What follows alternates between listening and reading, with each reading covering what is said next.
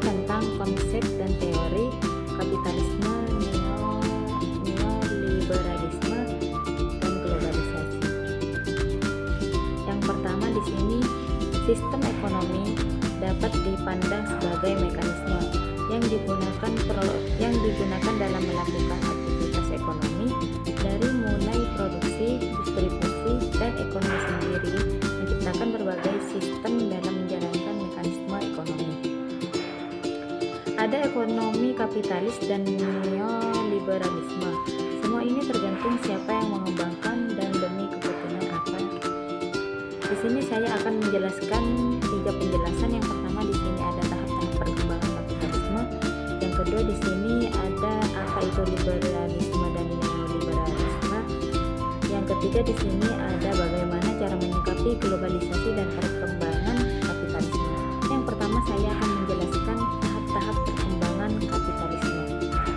Kapitalisme adalah suatu paham yang meyakini bahwa pemilik modal bisa melakukan usahanya untuk meraih keuntungan sebesar-besarnya.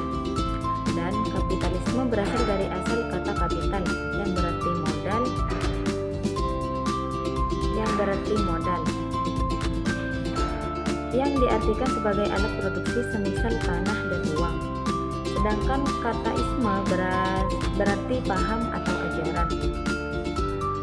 Kapitalisme merupakan sistem ekonomi politik yang cenderung ke arah pengumpulan kekayaan dan secara individu tanpa gangguan kerajaan. Dengan kata lain, kapitalisme adalah suatu paham atau ajaran mengenai segala sesuatu yang berhubungan dengan modal atau uang. Di sini kapitalisme adalah sistem ekonomi yang berorientasi pada cara produksi secara individu atau dimiliki oleh individu. Dan di sini penjelasan yang kedua ada liberalisasi dan neoliberalisasi.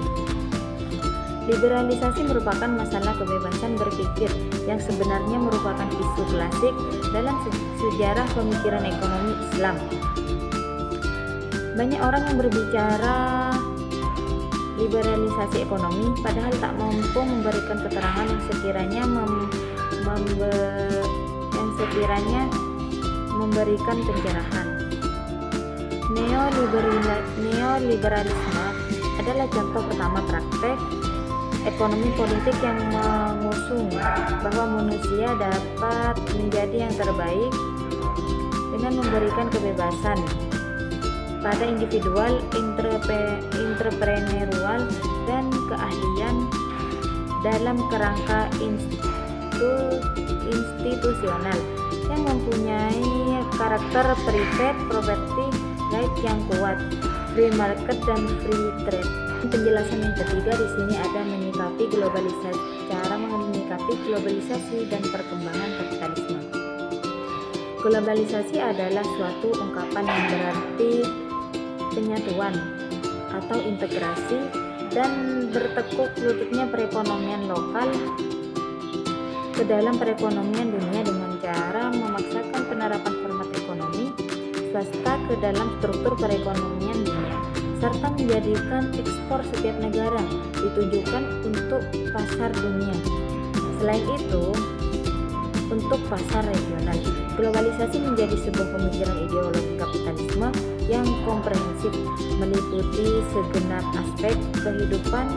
Kendali yang menonjol adalah aspek ekonominya.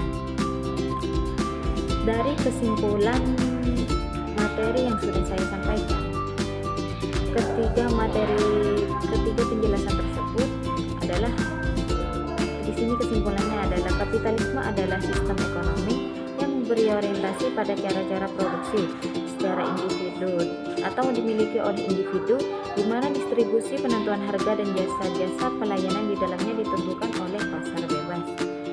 Neoliberalisme sebagai ajaran potensial merupakan ancaman bagi penganut kapitalis sosial dan solusi bagi penyakit. Kapitalisme yang telah bersembunyi di kebijakan publik. Misi khusus ajaran neoliberalisme adalah mengurangi campur tangan negara dalam ekonomi Sekian